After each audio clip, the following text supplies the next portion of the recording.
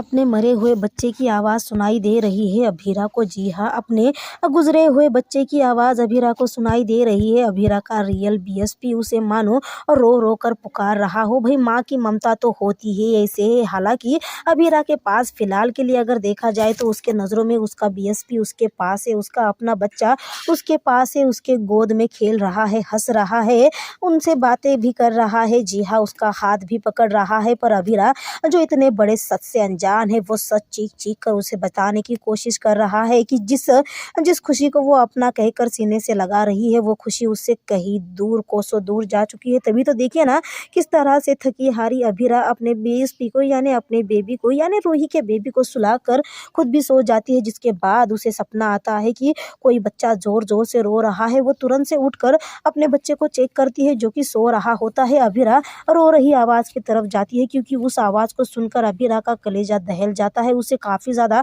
बुरा लग रहा होता है और उसी दौरान वो देखती है कि पालने में एक बच्चा रो रहा है और वो तुरंत से भागी दौड़ी उस पालने की तरफ जाने लगती है। पर दरवाज़ा लॉक हो जाता है और वो ज़ोर-ज़ोर से चिल्लाने लगती है कि मेरे बच्चे के पास मुझे जाना है, दरवाज़ा खोलो प्लीज़, दरवाज़ा खोलो। वो बहुत ज़्यादा रो रहा है, मुझे उसके पास जाना है, उसको मेरी ज़रूरत है। और ये सब कुछ अभीरा नींद में चिल्ला रही होती है, क्योंकि नींद में ही क्यों ना हो, पर अभीरा का बीएसपी उससे मानो आवाज़ लगा रहा हो। और उसी दौरान अरमान आकर अभीरा को जगाने की कोशिश करता है और तब जाकर अभीरा बताती है कि उसे ऐसा लगा कि उसका बच्चा बहुत रो रहा है।